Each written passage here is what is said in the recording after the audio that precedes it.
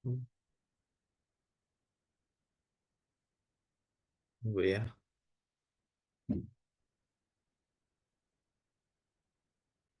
setting dulu. Notification masih dondeng-dondeng ya. Oke. Ya, baik. Terima kasih atas kesempatannya, Mas Adi. Selamat malam, Bapak Ibu semuanya. Assalamualaikum warahmatullahi wabarakatuh. Apa Malam, kabar? Waalaikumsalam warahmatullahi Waalaikumsalam wabarakatuh. warahmatullahi Semoga semua dalam keadaan sehat walafiat, berbahagia, sehingga malam hari ini kita akan dapat melanjutkan materi pembelajaran KUP kita malam hari ini. Baiklah, sebelumnya kita awali dengan berdoa, semoga diberikan kemudahan dan kelancaran. Berdoa sesuai agama dan kepercayaan masing-masing mulai. Bismillahirrahmanirrahim.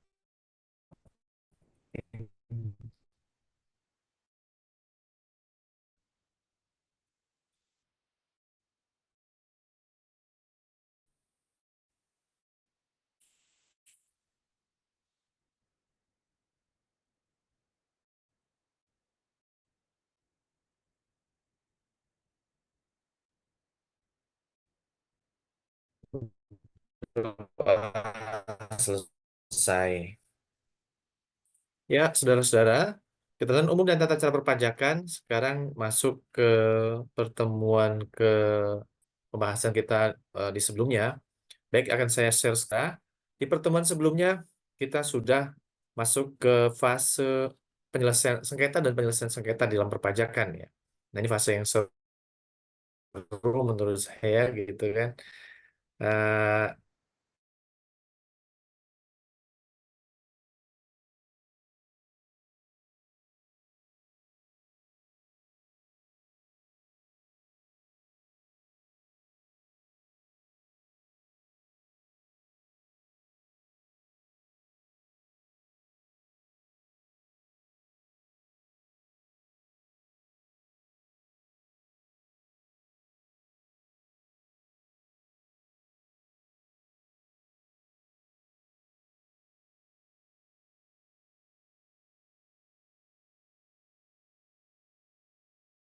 ya, sempat terputus tadi ya, mohon maaf. Baik, kita lanjutkan. Saya share terlebih dahulu. Nah, saudara-saudara, pertemuan sebelumnya kita sudah membahas mengenai sengketa pajak gitu ya, dalam gambaran yang saya gambarkan di whiteboard gitu ya. Jadi proses sengketa itu berawal dari SKP ya. SKP yang sebelumnya tidak disetujui oleh eh, wajib pajak pada pembahasan akhir itu. Jadi pemeriksaan SKP dalam saya contohkan di dalam pertemuan sebelumnya ya SKP-nya itu misalnya wajib pajaknya mendapatkan pemberitahuan sebesar 10 miliar, kemudian diberi tanggapan oleh wajib pajak hanya setuju angka 3 miliar, di angka 3 miliar, kemudian SKP tetap terbit sesuai pendapat pemeriksa pajak yaitu hanya 10 miliar itu kan. 10 miliar sesuai SPHP-nya. Nah, di pemeriksaan ini dinamis ya, Bapak Ibu Saudara, teman-teman. Jadi eh, bisa saja 10 miliar menurut pemeriksa pajak, kemudian ketika saudara selaku wajib pajak itu dapat meyakinkan pemeriksa bahwa temuannya itu tidak kuat, itu kan alasannya, koreksinya itu tidak kuat. Nah, bisa aja SKP-nya itu temuannya itu bisa di drop oleh pemeriksa gitu kan. Jadi ini dinamis itu. Jadi tidak terpaku bahwa harus 10 miliar sesuai pemberitahuan, kemudian nanti eh, kantor pajak itu akan menerbitkan surat ketetapan pajak sebesar 10 miliar juga, belum tentu juga gitu ya. Nah, ini di modul ini atau di pembelajaran ini saya hanya memberikan gambaran saja ya, memberikan ilustrasi saja ya. Misalnya sesuai pemeriksaan auditor pajak, pemeriksa pajak itu tetap kekeh ya, tetap eh, dengan pendapat awalnya itu bahwa ketetapan pajak menurut pemeriksa adalah 10 miliar. Nah, andai kata saudara tidak setuju, silahkan, nggak apa-apa. Ya, yang penting adalah saudara mempunyai basis, ya, mempunyai dasar ketidaksetujuannya ini. Ya, jadi buat argumentasi yang kuat sehingga saudara tetap berpendapat bahwa SKP yang disetujui adalah hanya 3 miliar, tidak 10 miliar. Nah, di sini kemudian kan ada eh, apa namanya decision, ya, setuju atau tidak atas SKP ini. Kalau iya, tinggal bayar, selesai, end. Nah, kalau tidak, nah ini contoh kalau tidak, ya. Kalau ini enak banget sih, ya. Eh, Kalau setuju iya, bayar, selesai, itu kan, itu berarti kita tidak ada fase berikutnya, itu tidak ada fase sengketa pajak atau penyelesaian sengketa. Nah, di sini kita contohkan bahwa wajib pajak tidak setuju sebagian. Mungkin saudara bertanya, Pak, kalau tidak setuju semuanya bagaimana? Boleh, boleh, gitu kan. Boleh saja saudara misalnya SKP-nya 10 miliar dan tidak setuju. Saudara hanya setuju nol. Berarti saudara sama persis mempertahankan SPT tahunan saudara. Ya. Jadi laporan keuangan, kemudian laporan SPT tahunan itu kan saudara pertahankan angkanya. Ya, pertahankan jumlah pajaknya menurut saudara. Nah, dalam contoh yang saya buat ini adalah ya setuju sebagian lah misalnya. Kemudian kita sudah mempelajari fase keberatan, ya. Jadi keberatan atas apa, saudara-saudara? Keberatan atas SKP, surat ketetapan pajak. Ini yang sudah kita pelajari di pertemuan sebelumnya. Kita ulas kembali pasal keberatan dan banding. Kita dengarkan.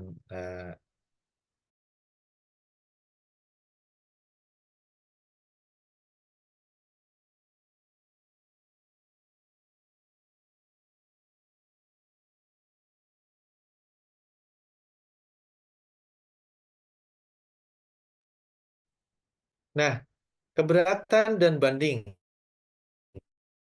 Pasal 25 dan pasal 26, ya. Keberatan atas apa? Keberatan atas surat ketetapan pajak. Ini banyak surat ketetapan pajak dan juga keberatan atas pemotongan atau pemungutan oleh pihak ketiga berdasarkan ketentuan undang-undang pajak. Ini dia keberatan. Kemudian keberatan diajukan secara tertulis dalam bahasa Indonesia dengan mengemukakan jumlah pajak yang terutang, jumlah pajak yang dipotong atau dipungut, atau jumlah rugi. Jadi dalam permohonan keberatan itu saudara harus mengemukakan jumlah pajak yang menurut saudara berapa. Harus dihitung. Dalam contoh yang saya gambarkan di dalam whiteboard itu kan 10 miliar, 3 miliar gitu kan.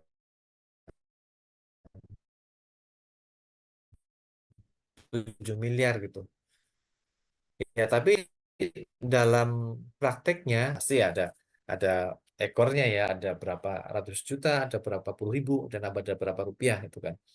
Itu semuanya harus dicantumkan, ya, teman-teman. Keberatan ininya. Kemudian yang ketiga, keberatan harus diajukan dalam jangka waktu 3 bulan. Nah, ini kemarin juga sudah saya sebutkan, ya. Sudah saya jelaskan. Jadi, saudara diberi kesempatan 3 bulan untuk mengajukan keberatan. Kalau tidak, ya berarti saudara dia dianggap setuju, walaupun pada saat pemeriksaan saudara mengajukan menyatakan bahwa tidak setuju gitu kan, tidak setuju yang 7 miliar yang kita contohkan kemarin gitu kan. Kalau lewat 3 bulan maka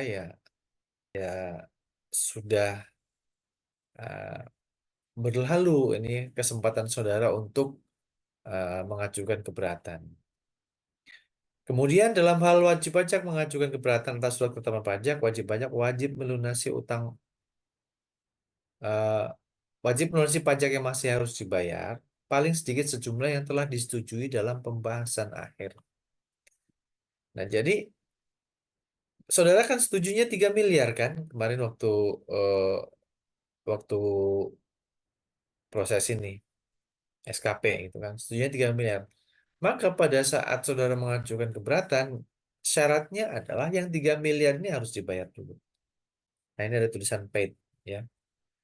Nah, saya kira ini sudah kita pelajari, sudah paham semuanya. Kita ulas Sebentar aja ya. Kemudian 12 bulan berikutnya kantor pajak atau DJP akan melakukan proses keberatan ini. Proses keberatan dilakukan, kemudian terbitlah SK keberatan. Nah, contoh SK keberatan di sini adalah wajib pajaknya kalah gitu kan. Kalah berarti 10 miliar tetap SK keberatan. Berarti SK keberatan tetap mengikuti eh, SK sebelumnya, surat ketetapan pajak sebelumnya. Wajib pajaknya kalah dan kekalahan ini mengakibatkan wajib pajak harus membayar jumlah yang belum dibayar, jumlah yang dibayar berapa di sini? Dalam contoh ya berarti 7. Ditambah dengan nanti sanksi, ya. Ditambah dengan sanksinya adalah 30%. Jadi 7 kali 3 ya berarti 2,1 ya. Berarti 7 ditambah 3 ya 2,1 miliar berarti 7, 8, 9, 9,1 miliar. Ini SK keberatannya. Kalau wajib pajaknya kalah. Kalau menang bagaimana? Ya kalau sudah menang berarti SK keberatannya 3M. Artinya mengabulkan permohonan wajib pajak.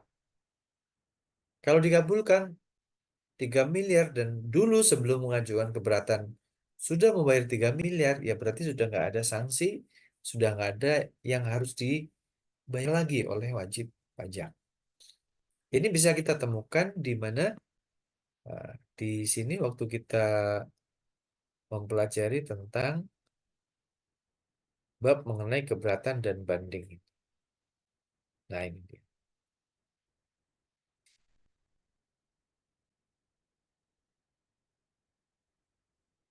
Nah, ini yang 30%. Dalam hal keberatan wajib pajak ditolak atau dikabulkan sebagian, wajib pajak dikenai sanksi administrasi berupa denda sebesar 30% dari jumlah pajak berdasarkan keputusan keberatan, dikurangi dengan pajak yang telah dibayar sebelum mengajukan keberatan. Nah, namun ayat 10 di situ menyebutkan dalam hal wajib pajak mengajukan permohonan banding, sanksi berupa denda sebesar 30% ini tidak dikenakan. Jadi nanti ya kita lihat prosesnya lagi. Pengenaan 30% ini kalau wajib pajaknya akhirnya setuju dengan SK keberatannya ini kemudian dia mau bayar. Tapi biasanya kan enggak. Wajib pajak setuju atau tidak? Tidak. Nah, kalau tidak maka di sini wajib pajaknya akan oh sebentar ini belum saya sambungkan whiteboardnya.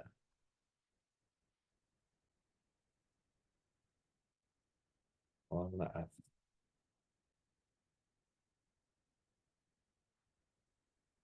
Nah, ini dia.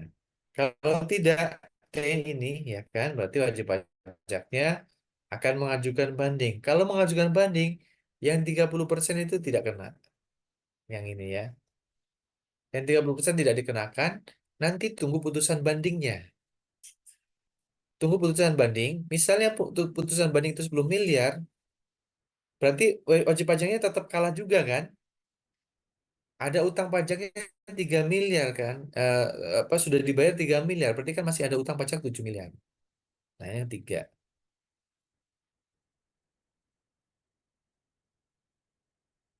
Nah, kemudian ada sanksi lagi atau enggak? Kita lihat. Tadi pasal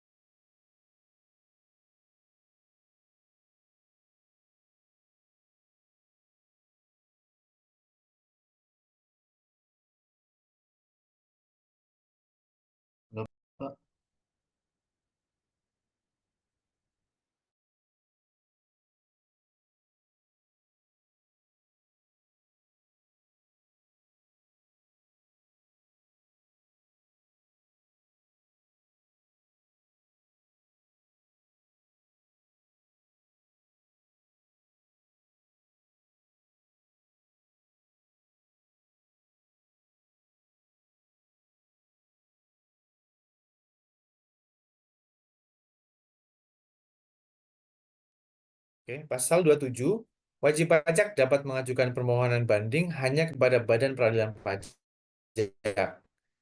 Nah, Badan Peradilan Pajak ya, atas apa? Atas surat keputusan keberatan. Saudara-saudara, jadi banding itu atas apa? Atas SK terakhir. SK terakhirnya adalah SK keberatan. Gitu. Jadi bukan atas SKP, bukan atas surat ketetapan pajak. Karena surat ketetapan pajak itu sudah berubah ya, sudah diputuskan dengan putusan banding, dengan SK keberatan ya. Jadi banding atas apa? Banding berarti atas surat keputusan keberatan kan. Nah, kemudian putusan pengadilan pajak merupakan putusan pengadilan khusus di lingkungan Peradilan Tata Usaha Negara atau PTUN. Peradilan Tata Usaha Negara, ini ada pengadilan khusus. Nah, yang kemarin juga Pak Musin sudah gambarkan bahwa eh, peradilan itu, Peradilan Tata Usaha Negara ini ada di bawah wewenang Mahkamah Agung, yaitu peradilan yudikatif. Kekuasaan yudikatif Mahkamah Agung. Di bawahnya adalah PT UN, Pengadilan Negeri, Pengadilan Tinggi, dan di sini ada Pengadilan Peradilan Pajak. Nah, Peradilan Pajak itu peradilan khusus mengenai tata usaha negara, ya, dan dia berada di bawah kewenangan Mahkamah Agung ini, itu kan. Nah, ini yang tadi eh, disebutkan di Undang-Undang KUP-nya tadi, gitu ya. Baik, kita lanjutkan putusan bandingnya, keberatan dan bandingnya itu. Ini kalau saya masukkan di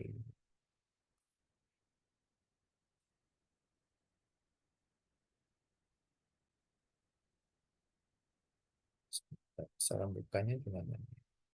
Kan di open with Edge. Nah, biar nggak bolak-balik nih.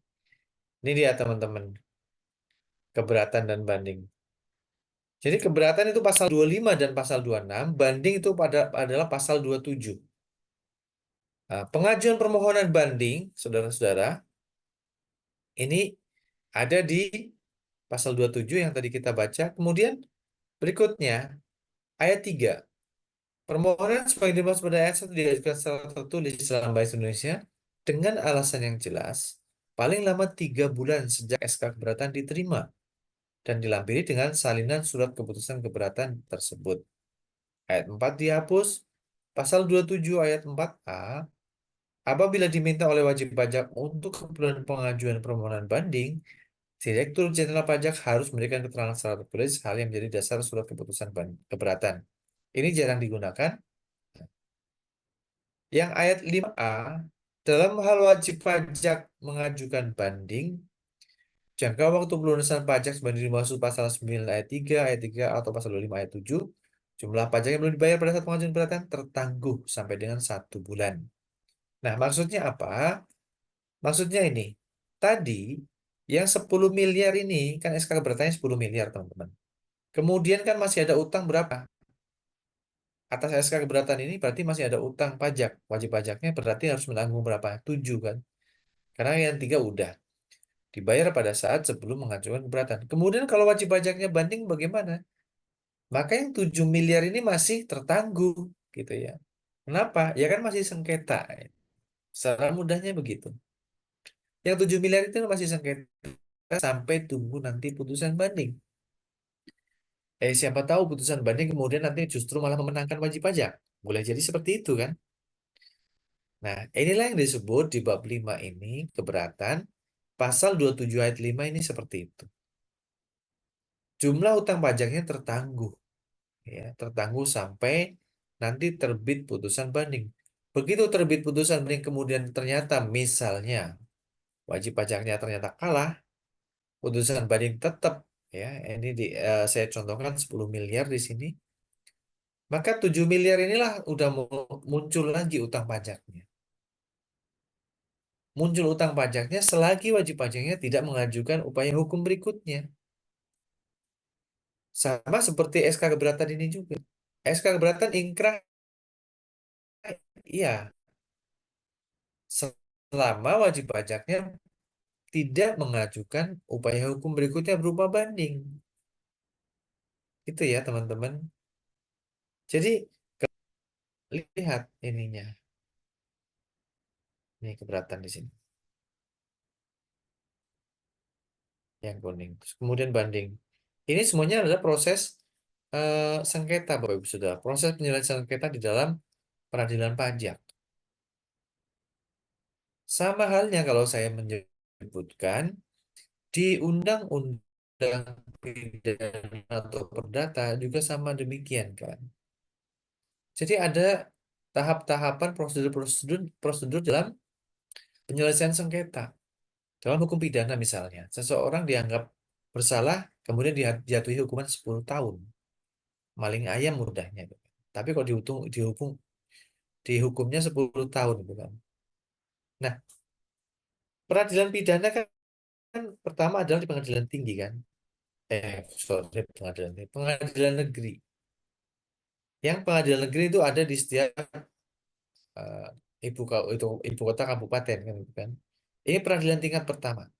Jadi kalau ada pelaku kejahatan ya pertama di sini, pembunuhan, perampokan, semuanya ya. Pengadilan negeri. Kemudian 10 tahun misalnya. Maka ada upaya hukum berikutnya pengadilan tinggi di setiap ibu kota provinsi ada nih. Kemudian nanti Mahkamah Agung. Ini kalau pidana seperti ini, ya, gampangannya kalau hukum pajak tadi misalnya SKP.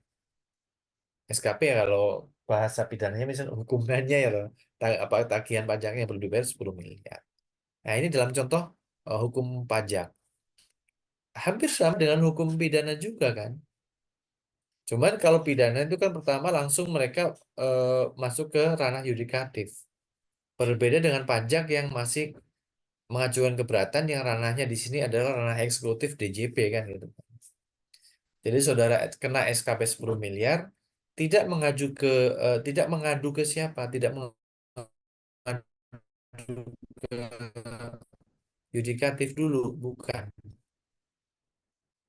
Tidak ya pengadilan pajak iya, tapi melalui proses keberatan terlebih dahulu. Silakan ajukan dulu keberatan, kemudian tunggu 12 bulan, kemudian 3 bulan berikutnya mengajukan banding dan seterusnya. Pada akhirnya nanti, saudara-saudara teman-teman, di pengadilan tinggi misalnya 10 tahun, 10 tahun juga. Sama kayak di pajak ini tadi, keberatan 10 tahun. Banding juga 10 miliar. 10, sorry, bukan 10 tahun, 10 miliar. Maka terakhir nanti semuanya peradilan itu akan di Mahkamah Agung ya sebagai penentu eh, keadilan ya, di negara kita gitu, yang mempunyai kekuasaan atau kewenangan yudikatifnya. Ya. Jadi kekuasaan negara kan sebenarnya ada eksekutif, legislatif, dan yudikatif ini. Nah ini kenapa di pertemuan sebelumnya Pak Musi menggambarkan kewenangan ini gitu kan. Karena kaitannya seperti ini. Untuk mencari keadilan, kalau hukum pidana atau perdata, ya prosedurnya seperti ini. Contohnya seperti ini prosedurnya, ya, yang pakai yang hijau sih Pak. Ini pidana atau perdata. Ada pengadilan tinggi, pengadilan negeri, pengadilan tinggi, dan mahkamah. Pencarian keadilannya adalah seperti yang kita pelajari di KUP ini. Mulai keberatan, banding, sampai peninjauan kembali. Ujung-ujungnya adalah nanti tetap di Mahkamah Agung sebagai pemegang kekuasaan tinggi kehakiman di negara kita. Baik, sampai sini. Apakah ada yang bertanya atau didiskusikan? Atau ada yang sudah pernah mengajukan keberatan atau sedang atau bahkan sedang banding? Silahkan. Mungkin bisa disampaikan pertanyaan atau bahan diskusinya kepada kelas di sini.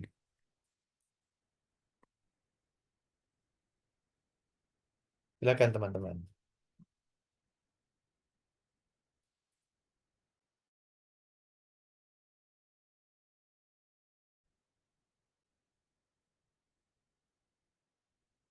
Nggak ada? Oke. Banding pasal 27. Baik lagi ke pasal 27.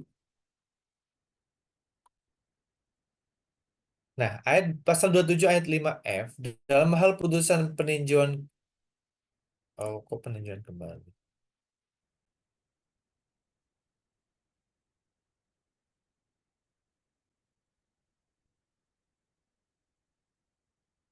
Dalam hal putusan peninjauan kembali menyebabkan jumlah pajak yang masih harus dibayar bertambah, harusnya dibanding ya. Dalam hal putusan banding menyebabkan jumlah pajak yang masih harus dibayar bertambah, dikenai sanksi administrasi berupa denda sebesar 60% dari jumlah pajak berdasarkan punca kembali di kok ini PK ya?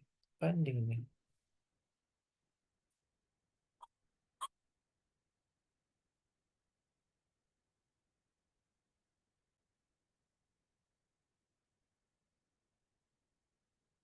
Oke, ayat 5D.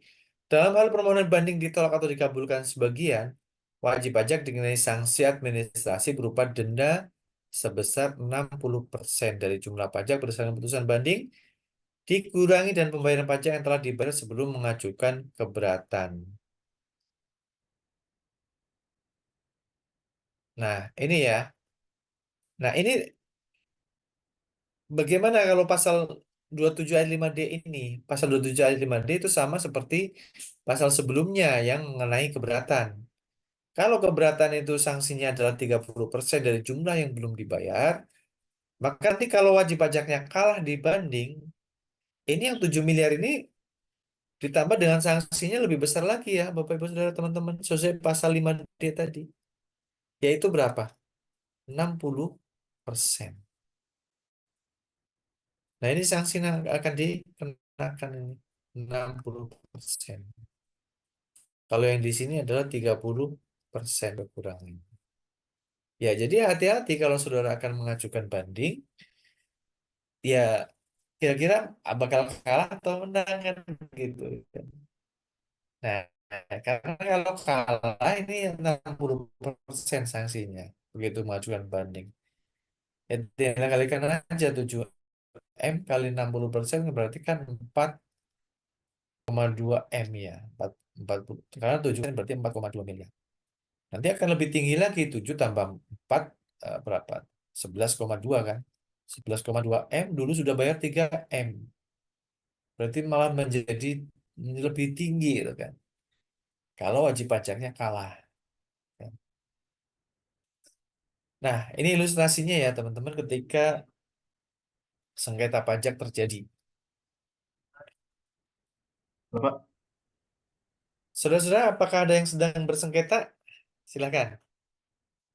Nggak apa-apa, dibuka aja.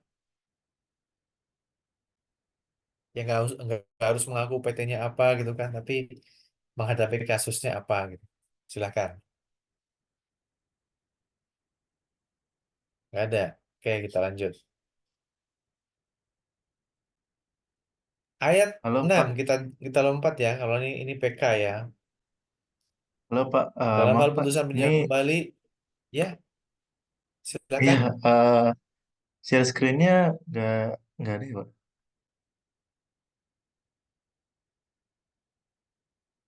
Halo, untuk share screen-nya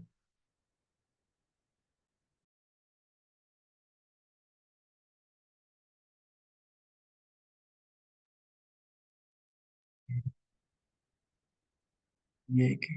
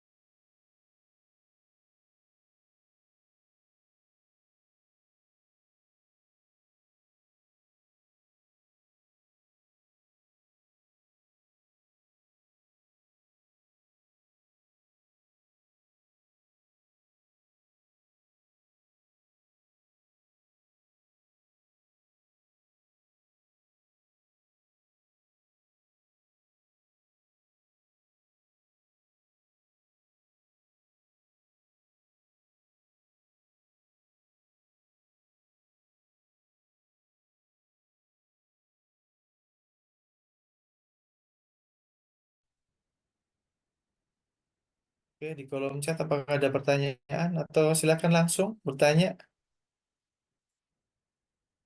Nggak ada ya.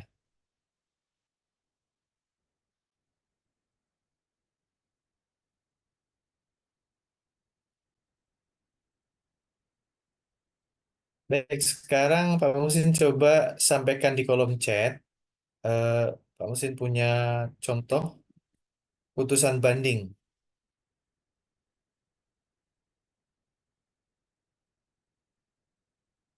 Silakan ditangkap sementara masih proses upload terlebih dahulu.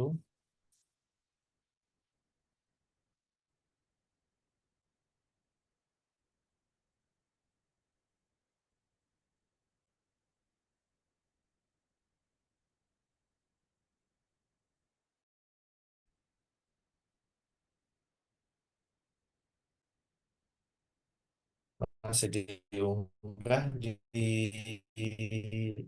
meeting chat.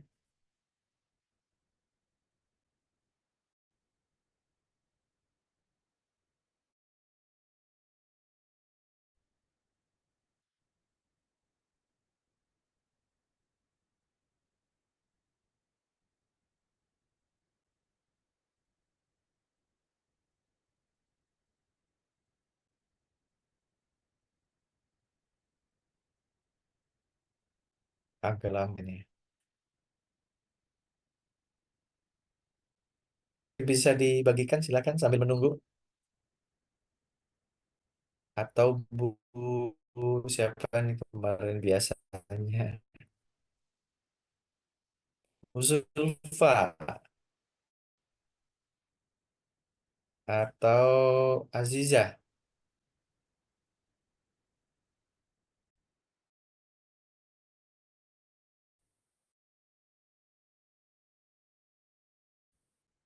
Any comment please? Pak, mohon maaf, kok share screen-nya nggak muncul ya, Pak? Ini koneksi agak di sini.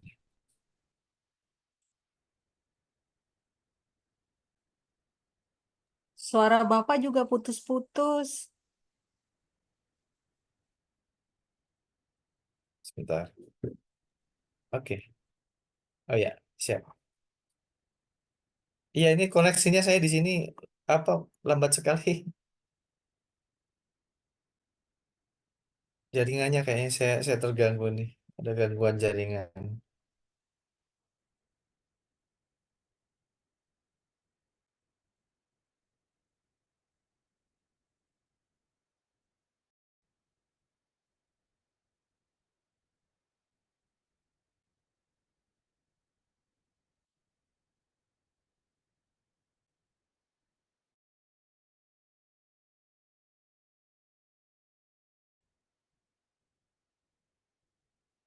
Ya, sambil menunggu upload kebutuhan ban atau saya kirim lewat ya.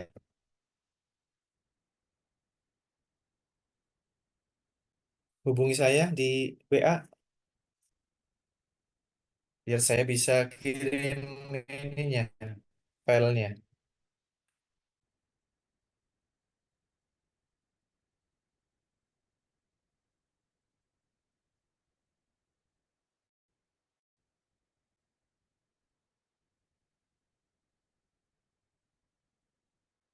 Pak, saya boleh minta nomor WA-nya nggak, Pak?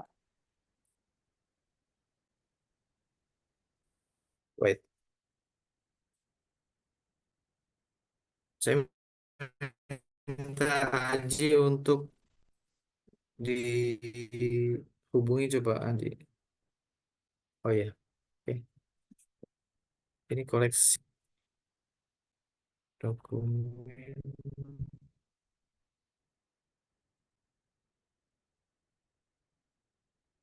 putusan banding Bukit Asam. Open.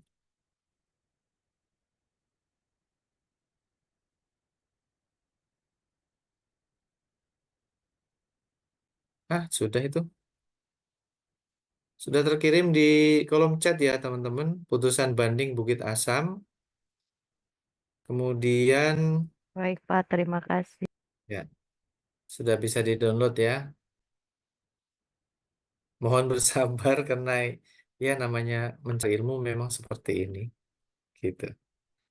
Kita sudah dimudahkan dengan internet, kita nggak perlu datang ke kelas gitu. Tapi ya ujian kesabaran pencari ilmu kan memang seperti ini. Oke, kalau sudah, yuk kita lihat bareng-bareng ininya. Seperti apa sih putusan keberatan itu? Kira-kira seperti inilah ya putusan eh, yang saya ambilkan contohnya itu dari situsnya Pengadilan Pajak.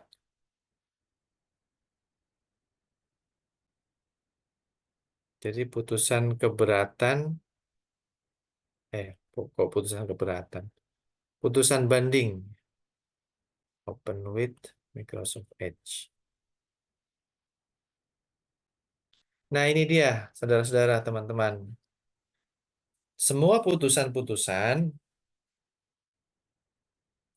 pasti berkepala di atas, ya paling atas sendiri demi keadilan berdasarkan ketuhanan yang Maha Esa. Jadi kalau orang Muslim ya dengan nama Allah, Bismillahirrahmanirrahim kan gitu ya. Nah, semua putusan kalau saudara saudara baca semua putusan baik putusan Mahkamah Konstitusi, pokoknya semua putusan peradilan itu berkepala demikian. Kenapa? Hakim memutus dengan atas nama Tuhan gitu. Jadi betapa luar biasanya hakim hampir sebagai wakil Tuhan di muka bumi ini setelah tidak ada nabi dan rasul gitu kan. Karena dulu zaman nabi dan rasul ada kan semua manusia itu menghadap nabi itu, menghadap rasul atau kalau ada apa eh, masalah di keadilan itu kan. Masalah mencari keadilan gitu kan. Sehingga dalam kisah Islam kan ada yang eh, seorang perempuan berzina yang kemudian dia minta dihukum kan itu kan. Kemudian apa bukti-buktinya? Kemudian dia masih menyusui anaknya misalnya. Kemudian Rasulullah pun menyampaikan silakan susui anakmu dulu kan gitu kan. Sampai kemudian nanti dihukum. Nah, itu putusan putusan Nabi ya, pada saat itu kan. Kemudian setelah itu ya setelah nggak ada Nabi adanya khalifah kemudian mengangkat para hakim, para qadhi gitu kan. Nah, mod- model seperti inilah yang kemudian ditiru juga gitu kan. Di dalam hukum-hukum modern juga negara-negara maju juga menggunakan hal yang sama itu kan. Hanya saja rujukan hukumnya ya apakah rujukan hukum liberal, hukum yang konvensional, hukum ya pidana atau perdata yang kita uh, ikuti atau hukum kemudian ada yang pakai hukum agama juga. Nah, di kita ya negara modern Indonesia Republik itu negara kesatuan, negara kesatuan Republik Indonesia yang menggunakan asas hukum seperti ini juga. Demi keadilan bersama Tuhan Yang Maha Esa ini tadi yang kemarin Pak Pungsen sebutkan sebagai eh, pemilik pemilik kekuasaan yudikatif di sini. To judge, judicate itu menjudge, menghakimi itu kan, menyatakan seseorang bersalah atau tidak bersalah. Itu kalau pidana atau perdata. Nah, kalau hukum pajak bagaimana? Ya menyatakan berapa sebenarnya pajak ya. Tadinya kan diputuskan oleh pemeriksa pajak kan itu, oleh kantor pajak, Direktur Jenderal Pajak yang dilakukan berdasarkan hasil pemeriksaan gitu. Kemudian hasil pemeriksaan itu bisa mengandung sengketa dan sengketa inilah kemudian kita bawa ke keberatan dan banding. Nah, banding ini yang sedang kita pelajari ini, nah contohnya konkretnya atau realnya adalah seperti ini. Ya, demikian dalam berdasarkan Tuhan Yang Maha Esa, pengadilan pajak memeriksa dan memutus sengketa. Nah, contohnya adalah di sini adalah PT Bukit Asam. Kemudian dalam hal ini diwakili oleh kuasa hukum ya, SR Sujono, kemudian Aulia Rizky Wicaksono, kemudian selanjutnya disebut sebagai pemohon banding. Jadi yang menghadap ke pengadilan pajak untuk mengajukan banding ini PT Bukit Asam tetapi diwakili oleh kuasa hukumnya. Ada kuasa hukum. Kemudian lawannya siapa? Lawannya Direktur Jenderal Pajak. Jadi saudara, ketika saudara mengajukan banding itu ya saudara melawan negara gitu kan. Lawannya negara. Dan yang mengadili siapa? Yang mengadili adalah hakim di pengadilan pajak. Yang kedudukannya ya sebagai kedudukan yudikatif, dia bebas, independen, tidak ada intervensi dari eksekutif ataupun legislatif, tidak kan gitu kan. Nah, ini lawannya adalah lawan Direktur Jenderal Pajak, beralamat Jalan Jenderal Gatot Subroto. Kemudian di sini ada siapa saja yang hadir di persidangan. Ini mewakili Direktur Jenderal Pajak, Mas Wana, Santoso, sama Hafid. Ya. Kemudian ada surat tugas, telah membaca surat banding, dan seterusnya. Telah mendengarkan keterangan para pihak, telah memeriksa bukti-bukti. Ini kata-katanya hakim ya, karena ini kan putusan hakim di pengadilan. Jadi hakim telah membaca surat banding, hakim telah membaca surat uraian, hakim telah mendengarkan keterangan para pihak, hakim telah memeriksa bukti-bukti yang disampaikan. Jadi dalam persidangan ya nanti saling berbantah biasa kan gitu kan. Saling beradu argumentasi itu juga hal biasa dalam uh, proses prosedur keberatan dan banding. Nah, kemudian duduk perkaranya apa? Hakim dalam hal ini menimbang nih bahwa ternyata awalnya PT Bukit Asam itu mendapatkan surat ketetapan pajak lebih bayar. Jumlahnya berapa lebih bayarnya? 1 miliar. 1,5 miliar ini ya. Jumlah PPh yang lebih dibayar. Nah, kalau dalam contoh di kelas kita menyatakan, saya Pak Bang Husin mencontohkan 10 miliar itu kan. Kemudian saudara hanya setuju 3 miliar. Nah, ini sekarang kebalikannya. Bukan kurang bayar, tetapi lebih bayar. Berapa? Lebih bayarnya 1,5. Diterbitkan oleh kantor pajak. Sudah dapat pembalian? Sudah. Ya, udah dikembalikan 1,5 miliar nih. Tapi wajib pajaknya nggak setuju dan kemudian mengajukan banding nih, teman-teman. Surat bandingnya ini, T1011 ini, tanggal 15 November, dengan perhitungan pajaknya sebagai berikut. Nah, menurut wajib pajak berapa? Ya, menurut wajib pajak, menurut permohonan banding ini ada penghasilan bruto 12 triliun ya. Triliunan ini ya teman-teman ya. Ya perusahaan batu bara ya, PT batu bara punyanya negara ya. PPh yang lebih bayar seharusnya bukan 1,5 miliar, tapi 103 miliar. Kayak gitu. Kan banyak banget tuh 1%-nya sendiri yang dikabulkan.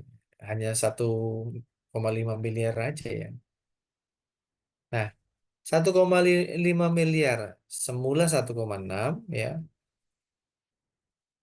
Nah, menimbang bahwa atas keberatan pemohon banding terbanding keputusan menyatakan menolak dan mempertahankan jumlah pajak yang harus dibayar dengan jumlahnya sebagai berikut. Awalnya sebenarnya wajib pajak mengharapkan 1,6. Kemudian oleh kantor pajak ditambah atau dikurangi nih ya, menjadi 1,5 SK keberatannya. Ya. Selanjutnya formal segala macam dilakukan eh, pemeriksaan oleh kantor pajak, oleh pengadilan pajak gitu kan. Pemenuhan ketentuan pajaknya untuk mengajukan banding bagaimana, kemudian menurut fiskus berapa gitu kan. Ini juga ditulis lagi oleh hakim di pengadilan pajak. Kemudian Romawi 3 mengenai pokok sengketa. Sengketanya adalah yuridis atau sengketa material. Substance over the form. Nah, ini di sini ya Bapak Ibu Saudara, teman-teman, ini sudah mulai ya antara wajib pajak dengan fiskus sudah mulai beradu argumentasi di sini. Jadi menurutku misalnya di sini nih, Menurut risalah pembahasan pemeriksaan, telah terbukti terbanding menerbitkan SKPLP berdasarkan hasil pengujian keterkaitan. Bahwa cara tersebut hanya merupakan metode dan teknik pemeriksaan audit. Maka hasil pengujian aku akan tersebut ya. Hasil pengujian tersebut baru memperoleh petunjuk, belum merupakan bukti dan seterusnya. Ya. Nah, ini saling berbantah ya, teman-teman. Bapak Ibu Saudara. Nah, menurut terbanding, kalau pemohon kan berarti PT Batubara Bukit Asam, pemohon banding. Terbanding berarti yang diajukan banding, gitu ya. Terbandingnya siapa? Berarti ya Direktur Jenderal Pajak. Nah, ini menurut terbanding ditulis nih dalam pertimbangan hakim juga. Menurut terbanding bagaimana? Kenapa dia menerbitkannya SKP LP-nya hanya 1,5? Kan gitu. Sementara yang menurut pemohon banding itu lebih bayarnya kan 102 tadi ya, 102 miliar. Kan jauh banget itu ya. Harapannya mendapatkan kelebihan pembayaran pajaknya 102, tetapi hanya dikembalikan 1,5 miliar. Nah ini, pemohon banding itu juga mengajukan bukti-bukti, alasan, dasar hukum dan alasan. Ini diajukan semuanya di sini. Koreksi terbanding harus kompeten. Ini menyatakan bahwa koreksinya kantor pajak tidak kompeten kan gitu kan. Kalau tidak kompeten sampaikan saja.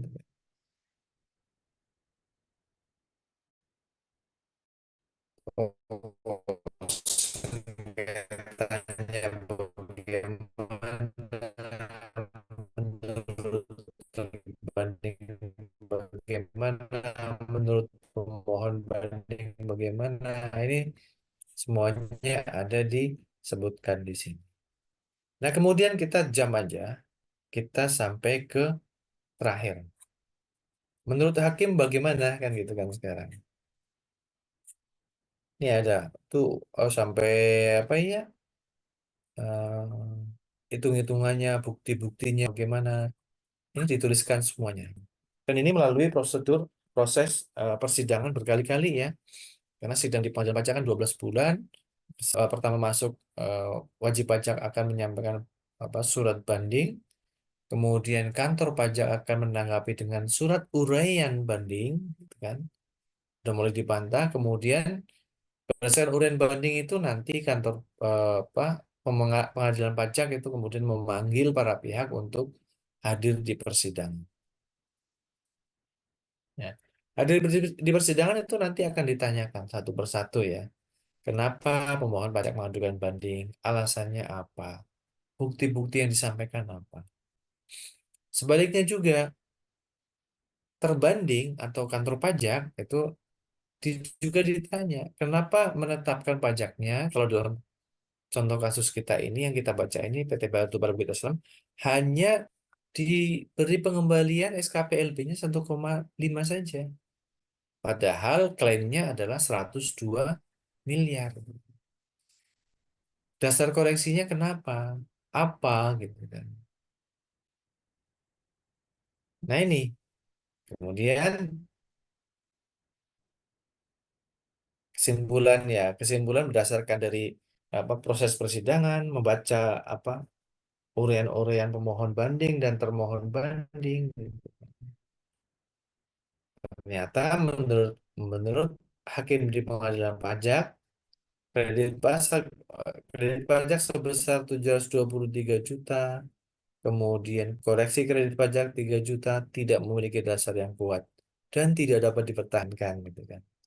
Nah, berdasarkan keterangan bukti-bukti tersebut, koreksinya yang dapat dipertahankan mana, yang tidak dapat dipertahankan mana. Nah, kemudian hakim kemudian dalam hal ini mengambil standing position gitu kan. Hakim ya kayak wasit gitu ya. Kemudian dari hasil pemeriksaan bukti-bukti dan yang lain-lain, standing posisinya apa? bahwa putusan pengadilan harus diambil berdasarkan penilaian pembuktian serta berdasarkan keyakinan hakim. Kemudian keyakinan hakim didasarkan pada penilaian pembuktian dan sesuai peraturan perundang-undangan perpajakan. Bahwa dengan kuasa pasal 78 ini tentang keberatan wajib pajak atas SKPLB menimbang bahwa atas hasil pemeriksaan dalam persidangan, pengadilan pajak berkesimpulan untuk menggunakan kuasa pasal 80 ayat 1 tentang pengadilan pajak sehingga perhitungannya sebagai berikut. Nah, kredit pajaknya seperti ini. Bahwa dengan demikian penghitungan penghasilan atau pajak penghasilan. Nah, berarti di sini apa? Mengabulkan sebagian. Jadi PPh yang lebih dibayar jadinya berapa? 102 miliar. Yang tadinya PPh-nya yang lebih bayar oleh kantor pajak hanya 1,5 ini. Dalam hal ini menang sebagian, tapi sebagiannya juga banyak ini ya. Karena SPT-nya tadi 102 juga itu kan, cuman komanya dikit aja. Ini hanya berbeda sedikit aja di 471 ini. Padahal tadi mintanya 102,600 sekian kan gitu. Kalau nggak salah di atas tadi ya.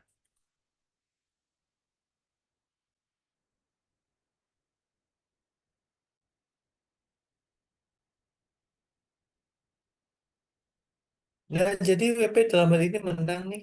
Alhamdulillah kalau buat WP ya. Ini hakim-hakim anggotanya siapa, panitera pengganti siapa, terus kemudian panitianya pengganti. Nah, ini tahun pajaknya tahun berapa nih?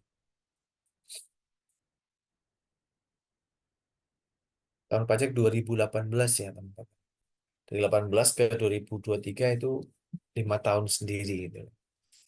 Jadi butuh waktu sampai 5 tahun untuk, ya kurang lebih 5 tahun uh, untuk mencari keadilan dalam perkara perpajakan yang dalam hal ini adalah permohonan banding ke pengadilan pajak. Baik, jadi setelah mengikuti, setelah membaca, dan saya sarankan saudara untuk coba membaca secara utuh, untuk memberanikan diri membaca secara utuh. Paksakan diri saudara untuk membaca secara utuh. Eh, mengajar KUP seperti ini juga seperti, waduh, background saya bukan hukum gitu kan. Kemudian saya harus mengajar brevet pajak yang lebih banyak bersinggungan dengan hukum. Apa nggak pusing ya? Awal-awal memang terasa pusing. Awal-awal memang karena merasa ini bukan bukan bukan fak saya, gitu kan, bukan faculty yang saya pelajari gitu kan. Tapi setelah mencoba memaksakan diri untuk membaca, yang tadinya itu ini adalah bahasa bahasa hukum ya. Tapi kalau kita kemudian kita runut, kita ikuti, ternyata ada benang merah yang bisa kita tarik. Ada, oh ternyata menarik juga ya mempelajari hukum pajak ini. Nah, contohnya adalah ini. Silakan baca putusan putusan ini, atau kalau saudara ingin mencoba membaca di putusan-putusan lain, silakan saudara buka set PP pengadilan pajak, set PP pengadilan pajak. Nanti saya kirimkan ya. Kita buka dulu eh, situsnya.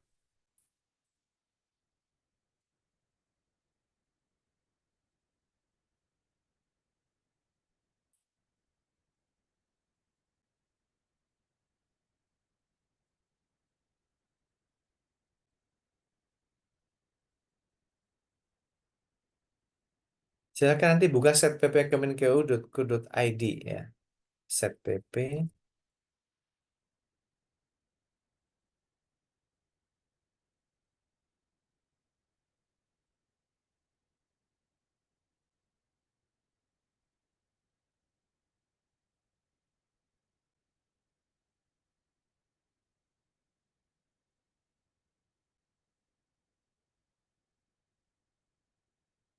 Nah, sambil membuka setpp, ini lagi-lagi mohon maaf agak terganggu Zoom-nya.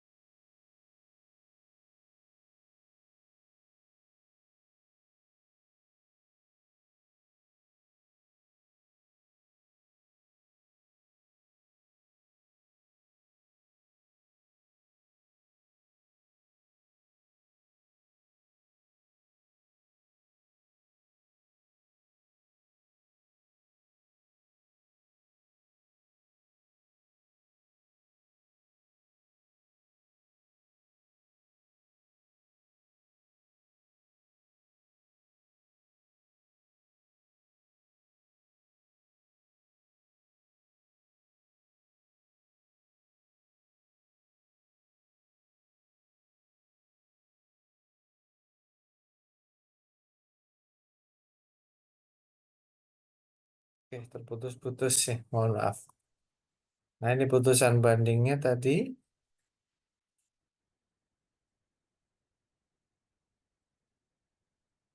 Oke, saya share. Kemudian sekarang coba nanti silakan Bapak Ibu Saudara dapat mengakses Sekretariat Pengadilan Pajak. Kemudian pencarian berkas di sini kita cari publikasi putusan. Kemudian unduh putusan. Nah, di sini ada daftar putusan pengadilan pajak. Nah, saya kopikan terlebih dahulu ke kolom chat. Nah, silakan saudara buka. Nanti coba lihat satu atau dua atau beberapa terkait dengan pajak-pajak. Silakan saudara pilih. Pajak penghasilan badan atau pajak PPN atau PPh 23 dan seterusnya. Ada biaya keluar, ada biaya masuk gitu kan. Ada pasal 23, 26, pasal 4 ayat 2 juga ada nih. Kita bisa lihat contohnya. Pasal 4 ayat 2 misalnya. Silakan di draw diunduh saja ini kan PT Ulu Belu Kofko Abadi contohnya ini. Demikian dalam berdasarkan putusan Yang Maha Esa ini eh,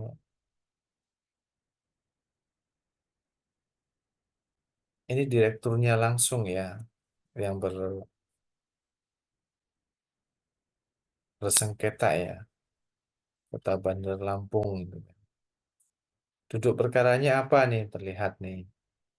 Menurut penghasilan kena pajaknya, pembahasan akhir menurut wajib pajaknya 0 itu kan. Tidak seharusnya kena PPh pasal 4 ayat 2 kan. Sanksi administrasinya 6 juta. Pengadilan pajaknya kemudian memutuskan apa? Mengabulkan seluruhnya. Tadinya wajib pajaknya dikenakan pajak PPh 4 ayat 2 besarnya adalah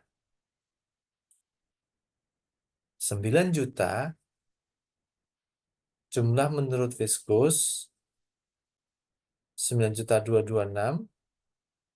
Kemudian setelah bisa membela diri, wajib pajaknya ternyata menang, dia tidak seharusnya kena PPh 4 ayat 2.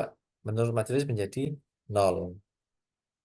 Nah, ini contohnya yang paling mudah 4 ayat 2 memang gitu kan.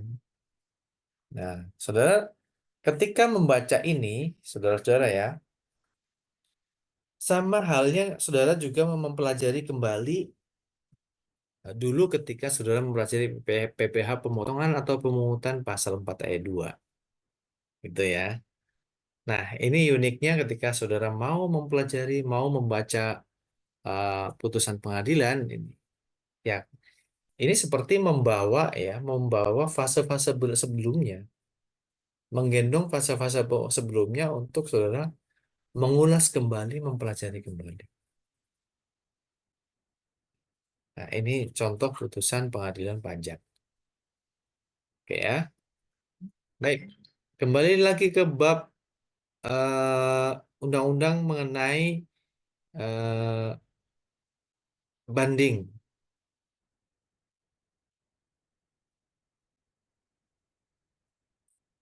Pasal 27 masih pasal 27. Kita baca pasal 27 yang ayat 6-nya. Ayat 6, Badan Peradilan Pajak sebagaimana dimaksud pada ayat 1 dan dalam pasal 23 ayat 2 diatur dengan undang-undang. Nah, inilah yang saya sebutkan pasal 27 ayat 6 ini adalah pasal interkoneksi yang mengkoneksikan, yang menghubungkan undang-undang KUP ini dengan undang-undang pengadilan pajak. Jadi saudara, ketika saudara mengajukan banding di pengadilan pajak, maka hak mengajukan banding itu ada di pasal 27. Memang betul. Pasal 27 ayat 1. Tapi begitu surat banding saudara ajukan, maka saudara akan memasuki undang-undang sendiri, undang-undang yang di luar undang-undang KUP. Untuk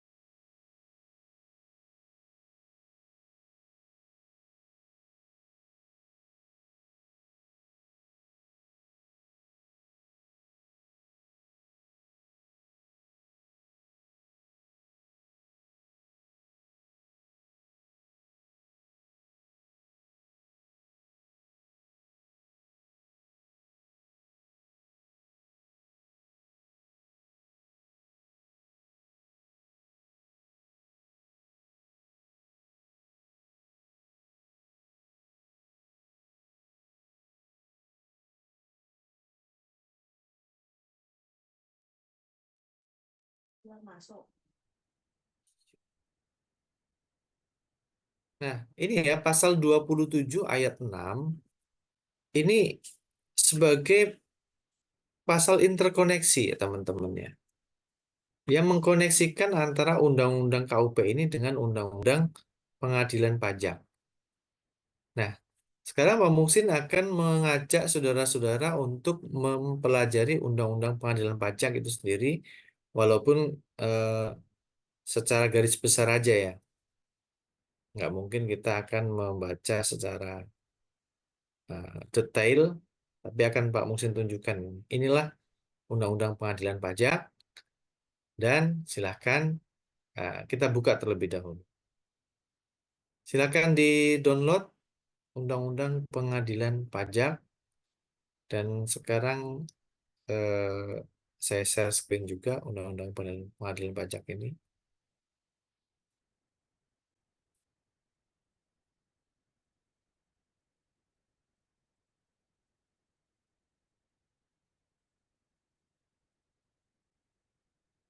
Silakan ambil.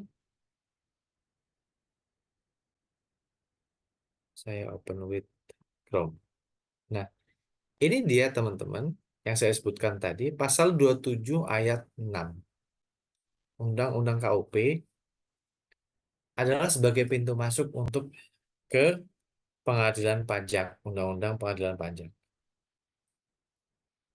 Nah, kita lihat yuk bagaimana batang tubuh atau isi dari undang-undang penerimaan pajak itu, ya, mengingat, menimbang dan seterusnya. Kemudian ini dengan persetujuan bersama Dewan Perwakilan Rakyat dan Presiden memutuskan undang-undang tentang pengadilan pajak. Ketentuan umum bab 1 sebagaimana biasa itu memuat tentang definisi, pengertian-pengertian, ya. Siapa pejabat, atau itu pajak, atau apa itu peraturan perundang-undangan, keputusan, sengketa pajak, banding, gugatan, dan seterusnya. Ini definisinya dituangkan di pasal 1. Kemudian pasal 2 mengenai kedudukan pengadilan pajak. Ya, pengadilan pajak adalah badan peradilan yang melakukan pelaksanaan kekuasaan kehakiman. Nah, ini yang selalu saya sebutkan di eh, penjelasan saya sebelumnya. Kekuasaan kehakiman atau judikatif. Ya.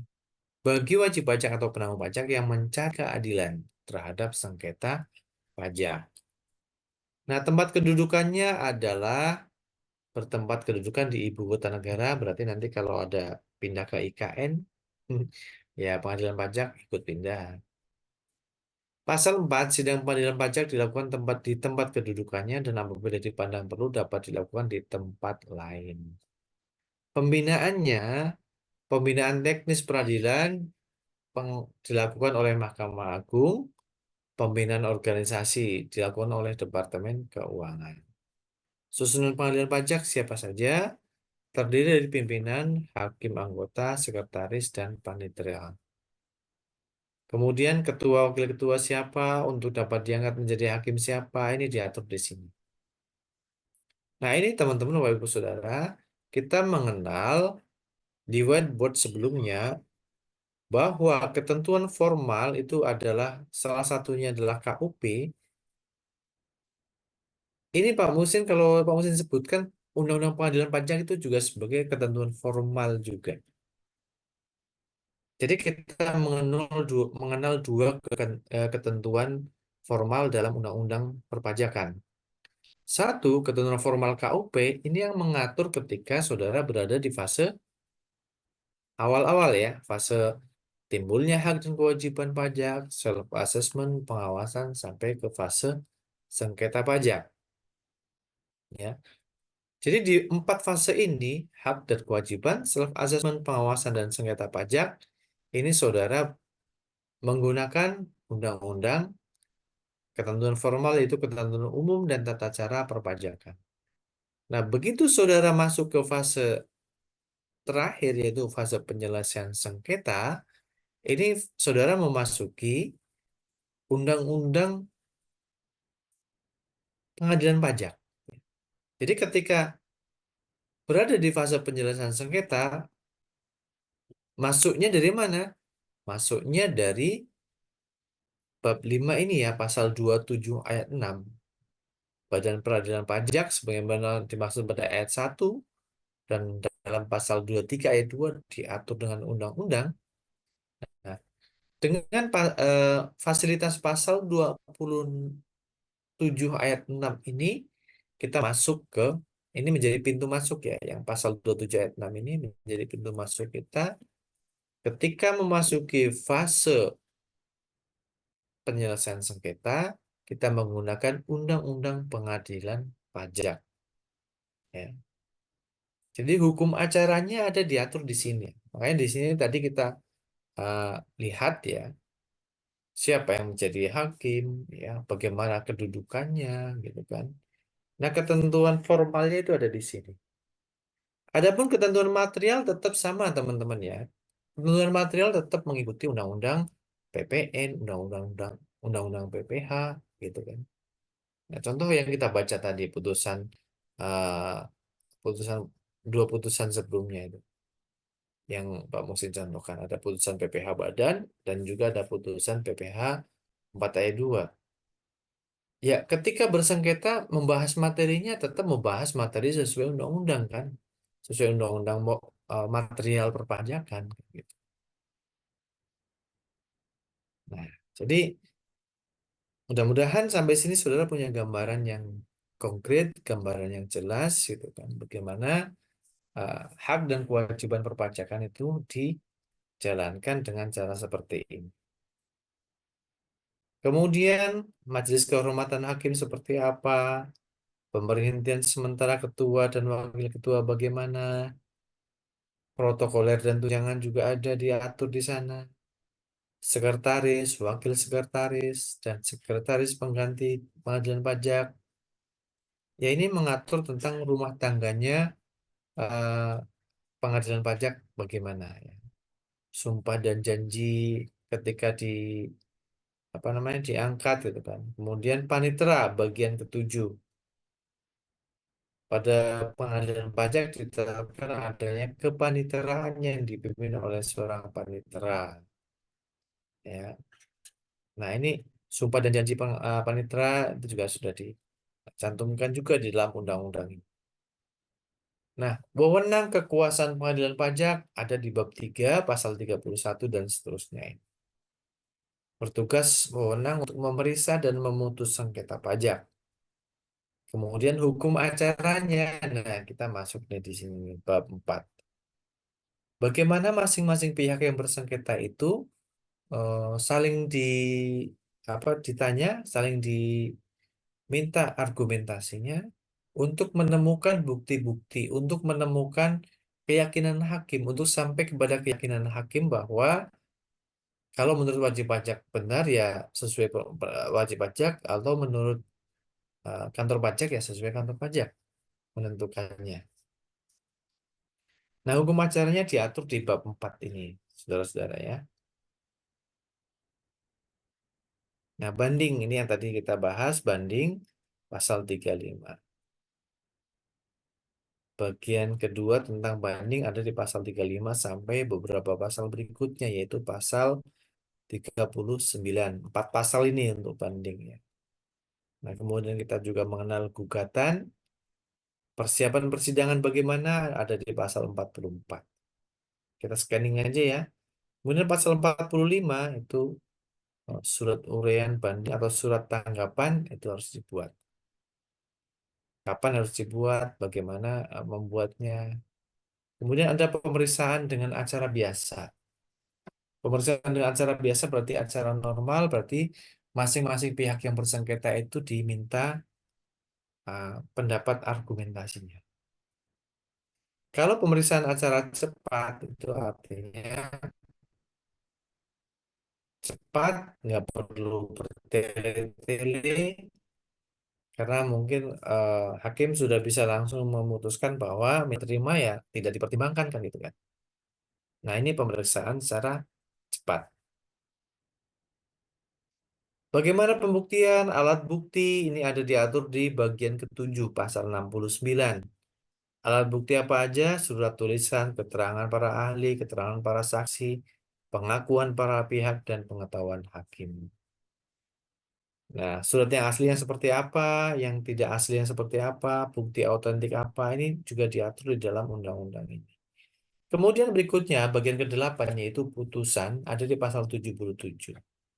Nah, putusan tadi yang kita secara konkret sudah kita pelajari bersama. Ya, bagaimana putusan pengadilan merupakan putusan akhir yang mempunyai kekuatan hukum tetap seperti ini. Nah, pasal 78, putusan pengadilan pajak diambil berdasarkan hasil penilaian pembuktian. Nah, makanya kalau di eh, proses persidangan silahkan kalau saudara mengajukan banding, yaitu sampaikanlah bukti-bukti yang kira-kira menguatkan pendapat saudara. Ya. Kemudian, dan itu berdasarkan peraturan perundang-undangan. Dan dalam contoh ini yang putusannya PT siapa ini? Putusan PT bukan Bukit Asam ya. Sebelumnya nih yang PPh pasal 4 ayat 2 ya. Itu kan berarti si wajib pajak itu dapat meyakinkan hakim bahwa dia tidak sebenarnya dikenakan PPh pasal 4 ayat 2. Sama juga di Bukit Asam tadi kan. Bukit Asam itu kan sampai wajib pajaknya mengajukan bukti-bukti yang konkret yang mungkin tak terbantahkan. Nah, ini contoh penyesuaian bukti-buktinya. Ya, ini sampai di screenshot ininya. Apa namanya, kertas kerjanya, terus kemudian bahkan Pak Muksin menemukan sampai wajib pajaknya menyampaikan invoice-nya juga itu kan di dalam persidangan. Dan ini untuk menunjukkan bukti-bukti. Nah, contohnya coba kita lihat ada nemu sampai screenshot invoice itu kan. Gimana ya?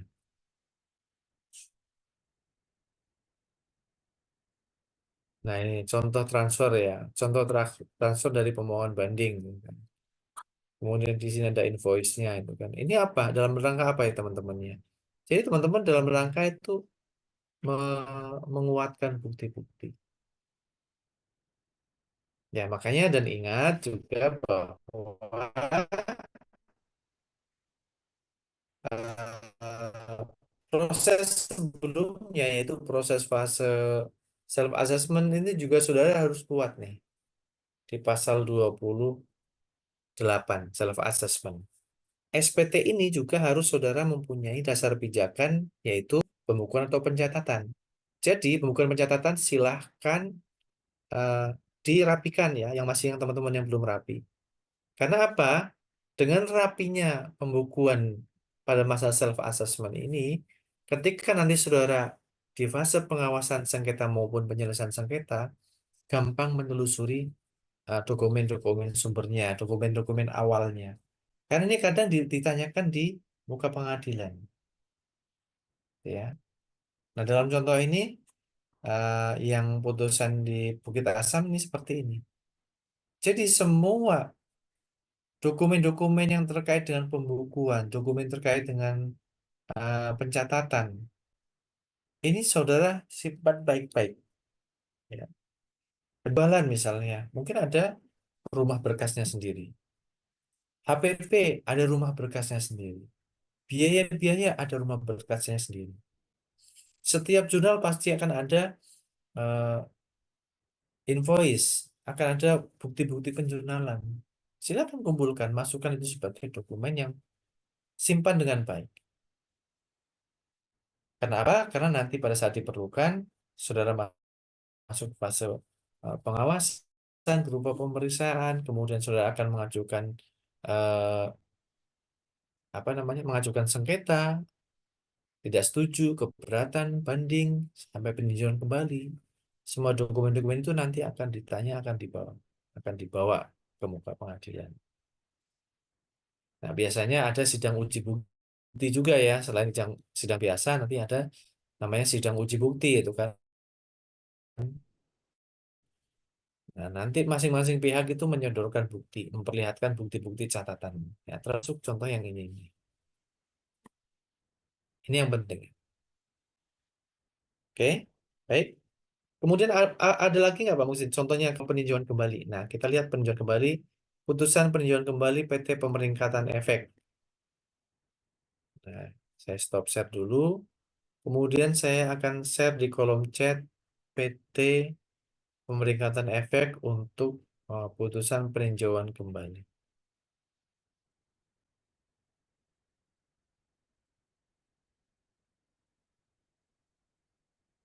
Silahkan ditangkap putusan peninjauan kembali PT Pemeringkatan Efek. Nah, peninjauan kembali ini adalah efek berikutnya dari banding. Kalau banding saudara tidak setuju, itu saudara, misalnya banding saudara kalah nih, kemudian tidak setuju, saudara bisa mengajukan peninjauan kembali namanya. Nah, peninjauan kembali ini diajukan ke eh, Mahkamah Agung melalui eh, pengadilan pajak. Nah, contohnya kita lihat, kita buka dulu putusan PK-nya open with Microsoft Edge. Nah, ini dia. Kebetulan ini eh, agak terang ini ya daripada scan-scanan yang sebelumnya, yang putusan sebelumnya ya. Putusan. Nah, ini putusan Mahkamah Agung seperti ini. Contoh konkretnya ya, Bapak Ibu Saudara.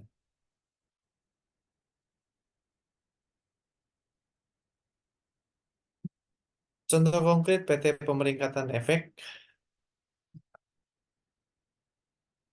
Dalam contoh ini diwakili oleh kuasanya, kuasa T. Arsono. kuasa hukum. Melawannya siapa? Direktur Jenderal Pajak sebagai termohon. Nah, posisinya apa? WP dalam hal ini kan pemohon yang mengajukan permohonan peninjauan kembali. Termohon atau yang diajukan permohonan peninjauan kembali adalah kantor pajak. Karena berarti dalam hal ini PT Pemeringkat Efek merasa dia dirugikan. Dia kalah pada tahap proses uh, banding. Kalah dalam proses banding, PT Pemeringkat Efek tidak puas, dia boleh mengajukan satu lagi upaya hukum berikutnya, dan ini upaya hukum terakhir dalam pengadilan pajak, yaitu peninjauan kembali. Nah, kalau yang di putusannya pengadilan pajak keberatan itu eh, Mahkamah Agung, hakim, nah, hakim pengadilan pajak di sini disebutkan, hakimnya adalah Mahkamah Agung. Mahkamah Agung tersebut membaca surat, menimbang, dan seterusnya. Ini baru menyampaikan apa yang menjadi sengketanya. Putusannya apa?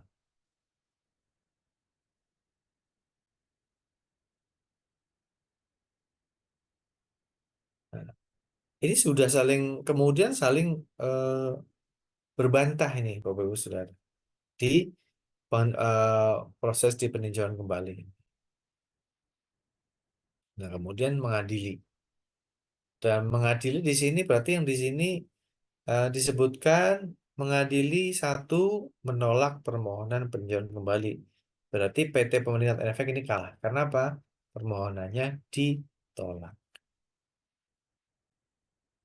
Nah, ini contohnya pendek saja, dalam hal ini hanya 7 halaman yang menunjukkan bahwa wajib pajaknya ditolak.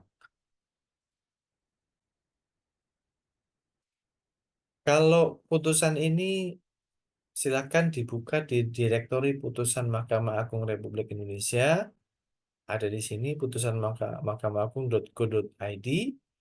Silakan nanti bisa dibuka situsnya. Saudara telusuri, di sana ada direktori putusan yang berkaitan dengan pajak, itu juga ada. Lagi-lagi ya, di atas sendiri adalah untuk pengadilan pajak. Untuk seluruh peradilan saya sebutkan di sini akan selalu berbunyi ini. Demi keadilan berdasarkan ketuhanan yang Maha Esa. Mahkamah Agung memeriksa perkara ini, kemudian Mahkamah Agung memutuskan di bawahnya ini. Dalam contoh ini adalah dia menolak permohonan banding PT Pemeringkat Efek Indonesia.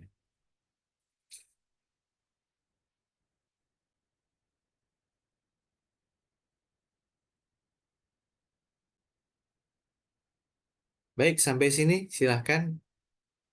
Berarti sudah komplit semuanya proses prosedur sengketa, mulai dari keberatan, banding, sampai peninjauan kembali.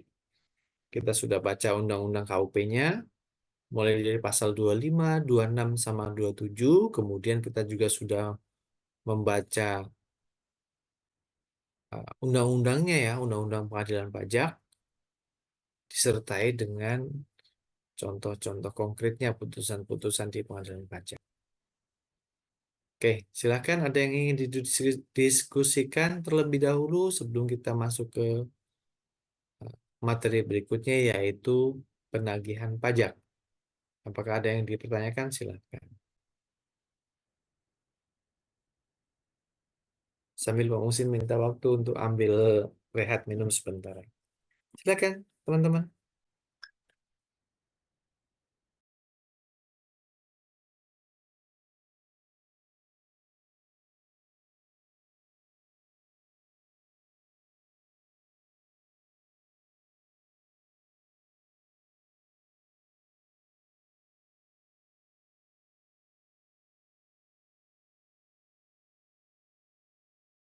Nah, ada pertanyaannya, bisa diikuti berarti.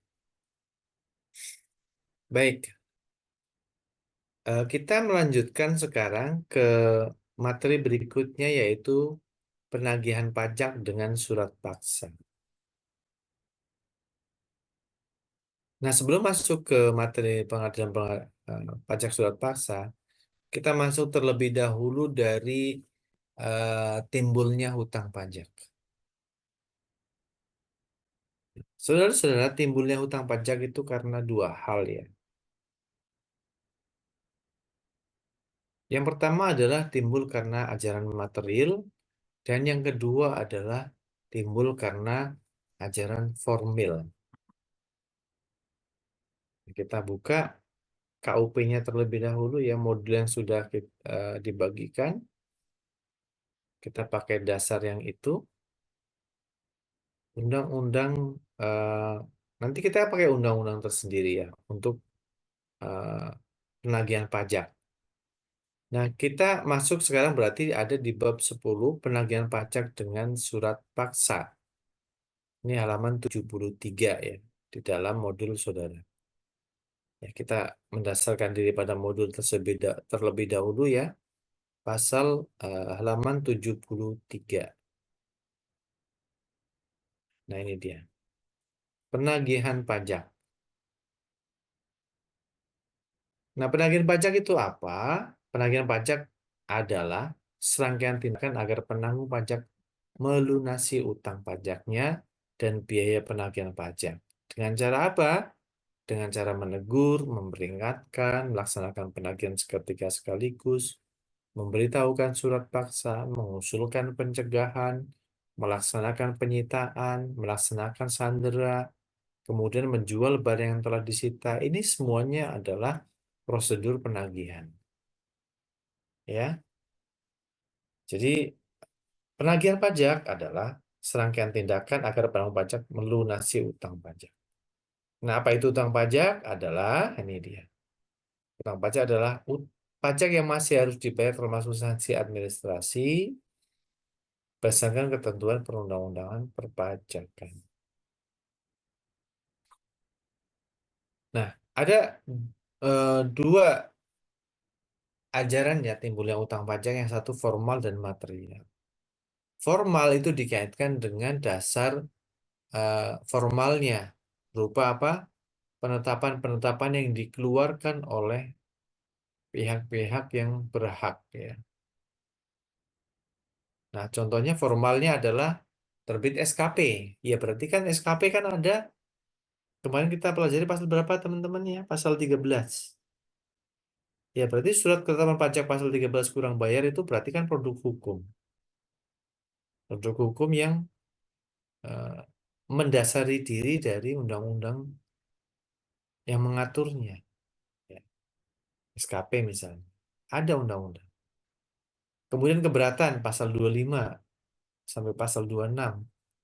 Itu juga produk hukum ya, sebagai suatu proses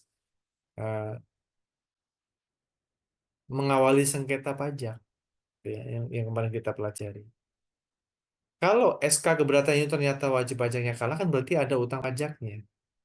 Nah, ini yang disebut sebagai utang pajak yang timbul karena suatu produk hukum atau karena ketentuan formal. Ada formalitasnya berupa apa? Berupa SK keberatan. Atau ketika banding, ada putusan banding, itu juga ketentuan formal juga.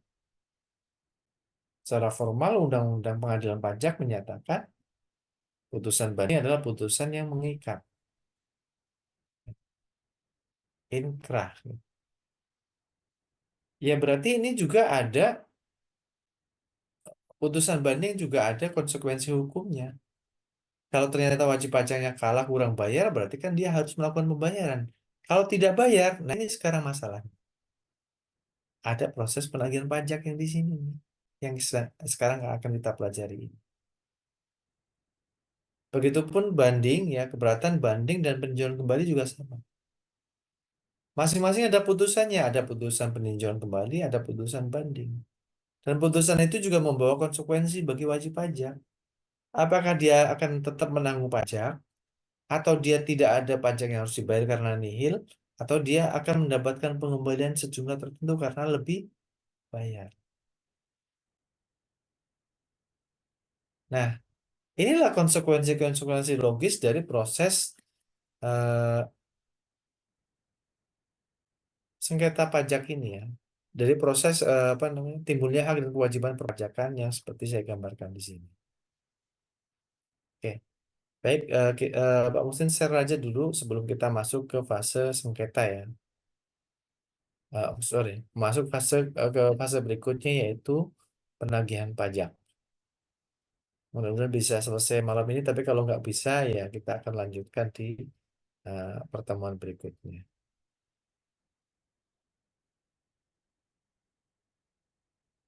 Oke, whiteboard 4 PNG. Saya share dulu ya whiteboardnya nanti karena whiteboardnya ini akan Pak Musin eh, hapus sebagian. Whiteboard 4. Oke, saya kirim whiteboardnya, catatan whiteboard saya supaya walaupun jelek gitu kan, tapi kalau saudara memerlukan itu bisa dimasukkan di eh, library-nya ya, knowledge base saudara. Oke, sudah terbagikan, silahkan unduh karena ini Pak Musin akan hapus whiteboardnya untuk kita eh, menjelaskan mengenai, untuk Pak Musin jelaskan mengenai penagihan pajaknya.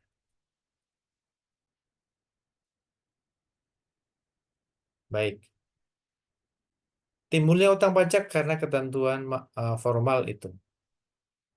Jadi ketentuan formal yang mendasari utang pajak yang mana? Saya pakai pensil merah atau stabilo merah. Ini SKP, ya kan? Terus apa lagi? SK keberatan. Terus apa lagi? Putusan banding. Apalagi putusan Mahkamah Agung. Putusan peninjauan kembali. Yang merah-merah ini kan ada decision-nya. Harus bayar kalau memang ada yang harus dibayar.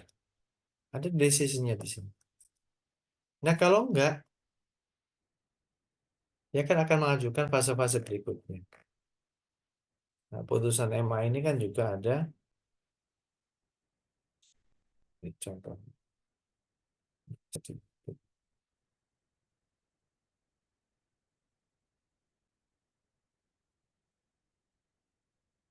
Putusan MA ini misalnya. Kan berarti mau nggak mau kan nggak ada pertanyaan ini lagi kayak yang ini kan. Nggak ada decision lagi. Karena ini kalau memang ada pengembalian dibayar, kalau nggak ada kekurangan juga harus dibayar oleh pajaknya. N. Nah, berarti yang kita sekarang pelajari adalah yang proses yang bayar ini. Bayar ini. Berarti di bawah ini kan? Ya. Jadi, bagian inilah yang sekarang kita pelajari sekarang. Yang inilah yang kita pelajari sekarang. Kalau ternyata wajib pajaknya nggak bayar, bagaimana? Maka di sini adalah proses penagihan pajak namanya. Yang proses penagihan pajak itu lagi-lagi kita menggunakan undang-undang tersendiri, bukan undang-undang KUP. Namanya Undang-Undang Pengadilan Pajak dengan Surat Paksa atau UU PPSP. Paham ya teman-teman, saudara-saudara? Jadi seperti ini. Hak dan kewajiban perpajakan itu dilaksanakan dengan Undang-Undang KUP, dilaksanakan juga dengan Undang-Undang Pengadilan Pajak, dan satu lagi. Kita malam ini sekaligus 3 undang-undang nih ya yang kita bahas. Satu lagi yaitu Undang-Undang Penagihan Pajak dengan Surat Paksa. Kayak gimana undang-undangnya Pak Muhsin? Nggak perlu nyari-nyari lagi. Pak Muhsin sudah siapkan ya. Undang-Undang Penagihan Pajak dengan Surat Paksa. Baik, silakan ditangkap Undang-Undang PPSP-nya.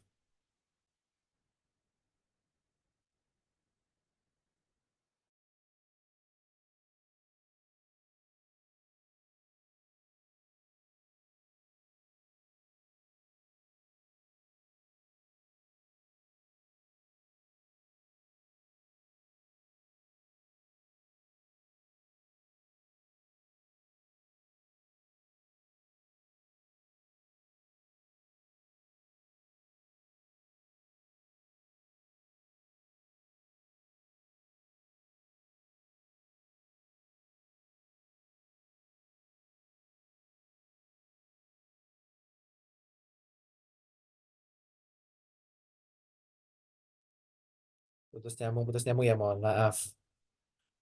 Oke, saya screen lagi ya. Ini dia,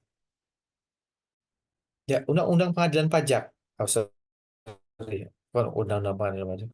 Undang-Undang Penagihan Pajak dengan Surat Paksa. Dan kemudian di Undang-Undang KUP-nya, di mana yang kita temukan di bagian penagihan pajaknya, ini juga sudah Pak Muhsin siapkan. Silahkan dibuka kolom chatnya, bab mengenai penagihan pajak.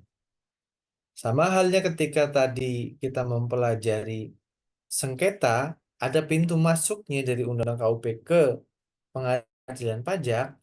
Nah, di Undang-Undang Penagihan di Undang-Undang KUP juga kita nanti akan temui pasal yang membawa kita memasuki satu undang-undang yang mengatur tersendiri mengenai penagihan pajak. Baik, silakan saudara buka bab 4 penagihan pajak. Kamu sendiri akan coba buka dari sini, open with Chrome-nya. Nah, ini. Penagihan pajak pasal 18. Apa yang menjadi dasar penagihan pajak? Tadi yang saya sebutkan di sini. Surat tagihan pajak, surat ketetapan pajak, ya, surat ketetapan pajak kurang bayar, dan macam-macam surat-surat tadi ya, keputusan keberatan, keputusan banding, yang menyebabkan jumlah pajak yang masih harus dibayar bertambah, merupakan dasar penagihan pajak. Nah, yang menjadi dasar penagihan pajak bagi kantor pajak ketika melakukan penagihan, ya itu tadi, SK keberatan, SK banding, dan yang lain-lain. Dan banyak macam-macam. Seperti ini.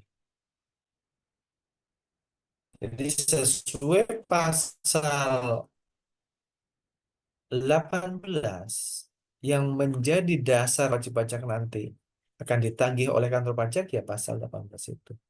Yang menjadi dasar adalah SKP, SK keberatan, putusan banding, putusan peninjauan kembali, atau kalau ada pembetulan SK pembetulan. Yang mengakibatkan ada utang pajak lagi, ya inilah dasar nanti kantor pajak mengajukan proses penagihan pajak itu sendiri.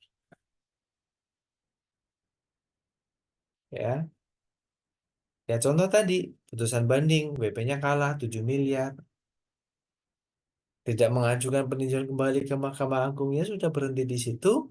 Kalau ada utang pajak yang masih harus dibayar, dalam contoh kita adalah 7 miliar. 7 miliar inilah putusan banding menjadi dasar kantor pajak untuk melakukan tindakan penagihan. Kalau semua putusan-putusan ini ya, putusan keberatan, banding maupun peninjauan kembali yang mengakibatkan utang pajak bertambah tidak dibayar dalam 1 bulan, ya. Jadi ada batas waktu toleransi jatuh temponya. Sebelum jatuh tempo nggak akan diapa-apain. Ya, kalau bayar 7 miliarnya mudah bayar. Tambah sanksinya tentunya. Nanti sanksi ada surat tagihan pajaknya.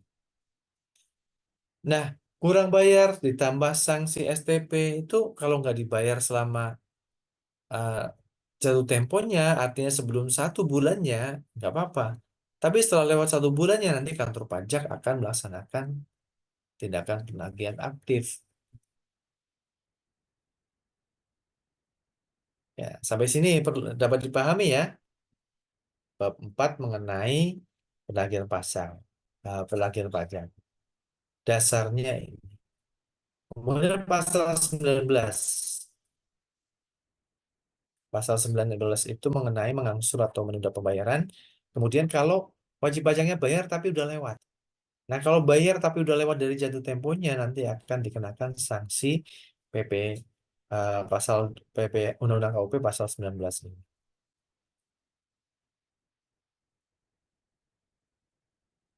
Kemudian pasal 20. Nah, pasal 20 inilah yang menjadi eh, interkoneksi atau pasal connecting door ya. Kalau saya sebutkan tadi seperti pasal mengenai banding di pengadilan pajak yang menggunakan pasal 27 ayat 6. Nah, pasal 20 ayat 1 inilah connecting door untuk kalau ternyata ya, Undang-Undang KUP ini kan hanya mengatur sampai kalau ada utang pajak bayarnya adalah jatuh temponya 1 bulan. Nah, kalau lewat dari 1 bulan baru gunakan pasal 20 ini. Ya, pasal 20 ini adalah proses penagihan pajaknya dengan surat paksa dengan undang-undang tersendiri. Nah, inilah connecting door-nya.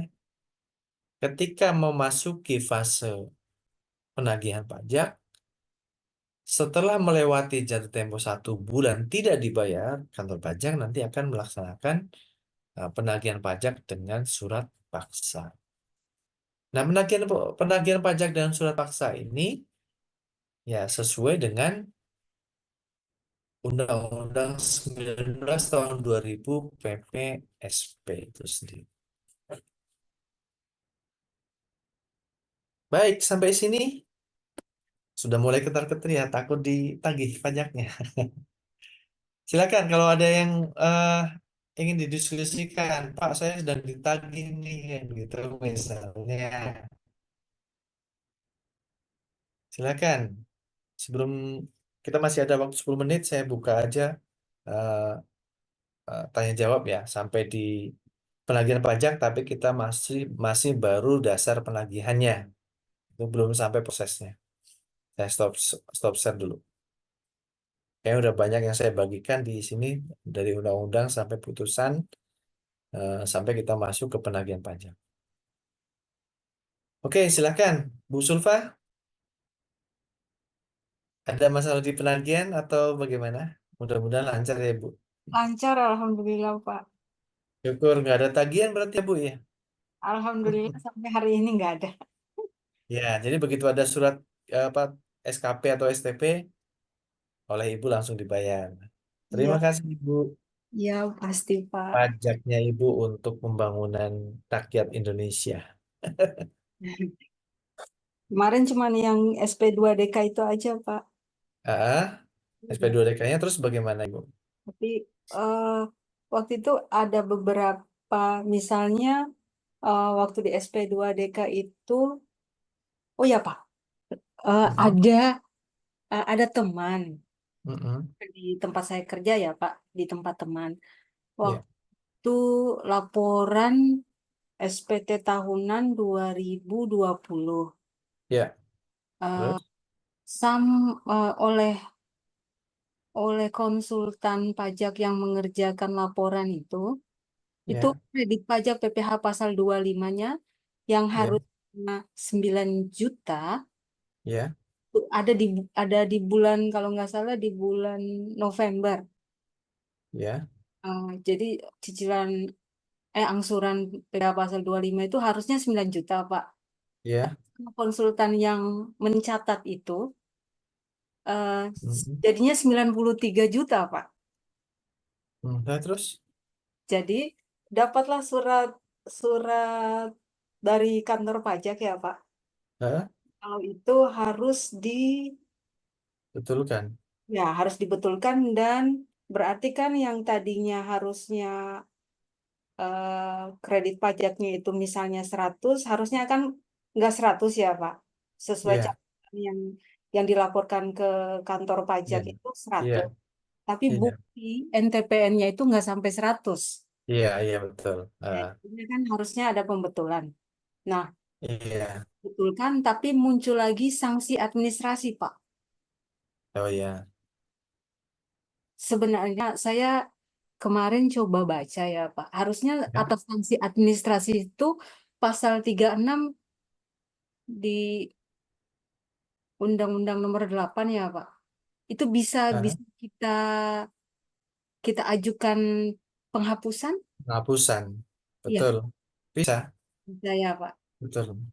Bisa mengajukan penghapusan asalkan apa Bu? Asalkan itu ada eh, wajib pajaknya tuh menyatakan bukan kesalahan dia sendiri, gitu.